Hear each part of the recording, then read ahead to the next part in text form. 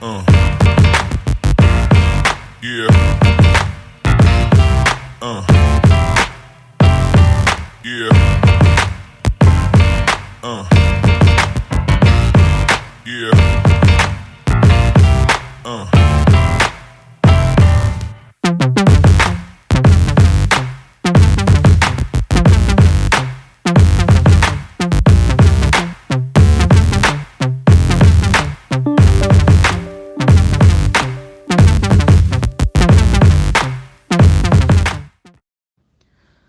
Karakteristik negara maju. Negara maju adalah negara yang berhasil mencapai target pembangunannya. Sementara itu, negara berkembang adalah negara yang tingkat kesejahteraan penduduknya masih dalam taraf menengah atau sedang berkembang. Predikat negara maju dan negara berkembang diberikan pada faktor-faktor tertentu dari sebuah negara. Bisa jadi dari tingkat perekonomian, kemajuan teknologi, keamanan, dan faktor lainnya yang membuat sebuah negara menjadi ideal sebagai tempat tinggal masyarakatnya. Selanjutnya yaitu ada ciri-ciri dari negara maju. Yang pertama yaitu memiliki pendapatan per kapita yang tinggi. Negara yang maju biasanya memiliki pendapatan per kapita yang tinggi tiap tahunnya. Menurut Kantor Perwakilan Perdagangan Amerika Serikat, USTR, negara dengan pendapatan per kapita di atas 12.375 US dollar per tahun digolongkan sebagai negara maju. Dengan memiliki pendapatan per kapita yang tinggi, nilai ekonomi negara tersebut akan terdongkrak. Oleh karena itu, jumlah kemiskinan bisa diatasi. Yang kedua yaitu keamanan sudah terjamin. Tingkat keamanan negara maju sudah lebih terjamin jika dibandingkan dengan negara berkembang. Hal ini juga merupakan efek samping dari canggihnya teknologi di negara maju. Dengan teknologi yang canggih, fasilitas keamanan dan teknologi persenjataan juga turut berkembang menjadi lebih baik. Yang ketiga yaitu terjaminnya kesehatan. Selain terjaminnya keamanan, kesehatan pada sebuah negara maju juga sudah terjamin. Hal ini ditandai dengan berbagai fasilitas kesehatan yang memadai, seperti rumah sakit dan petugas medis yang terlatih dan handal.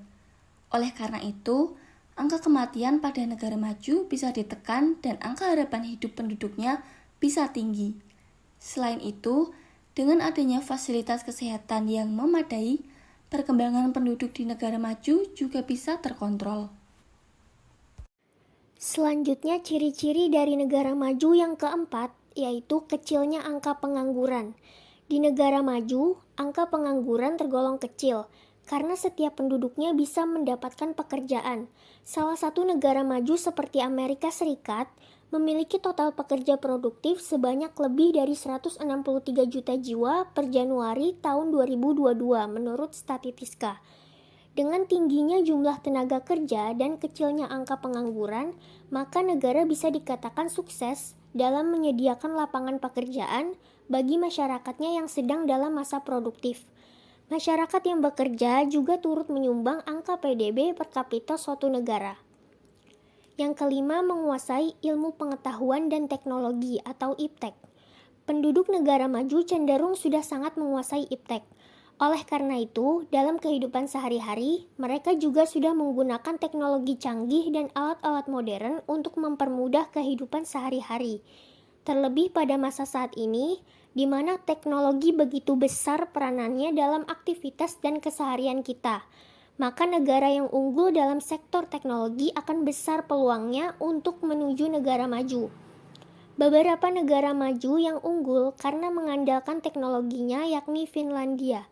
Negara kecil di utara benua Eropa ini menempati urutan pertama di dunia, di depan Amerika Serikat sebagai negara dengan teknologi paling maju di dunia menurut laporan terbaru yang disusun oleh Program Pembangunan PBB atau UNDP. Dan yang terakhir, yaitu tingkat ekspor lebih tinggi dibanding impor. Tingkat ekspor di negara maju lebih tinggi dibandingkan tingkat impor karena unggulnya sumber daya manusia dan teknologi yang dimiliki. Selain itu, negara tersebut juga sangat baik dalam memanfaatkan hasil sumber daya alam untuk kemakmuran negara.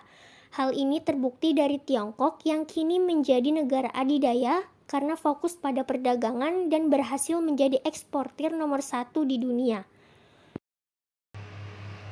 Kemudian suatu negara masuk ke dalam kategori maju atau berkembang itu bisa dilihat dari pendapatan per kapita atau seperti pengelompokan menurut Bank Dunia atau World Bank sebagai berikut.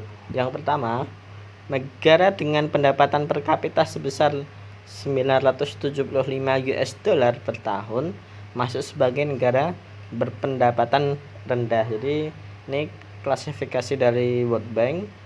Yang paling rendah adalah 175 US dollar per tahun, itu masuk sebagai negara berpendapatan rendah. Terus kemudian yang selanjutnya atau di atasnya adalah negara yang memiliki pendapatan per kapita antara 176 sampai dengan 3.855 US dollar per tahun masuk sebagai negara berpendapatan menengah bawah. Jadi yang rendah 975 US dollar, yang satu tingkat di atasnya atau menengah bawah antara 976 US dollar sampai 3.855 US dollar. Kemudian tingkatan selanjutnya yaitu negara yang masuk sebagai negara pendapatan menengah atas memiliki pendapatan per kapita dari 3.856 hingga 11.905 US dollar per tahun. Jadi itu tingkatan yang ketiga atau bisa disebut dengan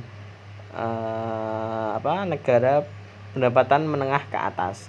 Kemudian yang selanjutnya atau yang paling atas adalah negara yang memiliki pendapatan per kapita sebesar 11.906 US dollar per tahun. Jadi lebih dari 11.906 US dollar per tahun itu bisa dikatakan sebagai negara dengan pendapatan tinggi.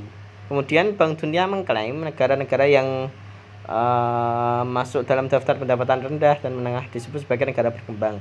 Jadi yang berarti antara 975 US dollar sampai 3.855 US dollar per tahun. Itu sebagai negara berkembang. Sedangkan negara berpendapatan tinggi masuk sebagai negara berpendapatan maju. Artinya negara maju tersebut memiliki pendapatan minimal 11.906 US dollar per tahun atau lebih daripada itu. Are you listening? Damn.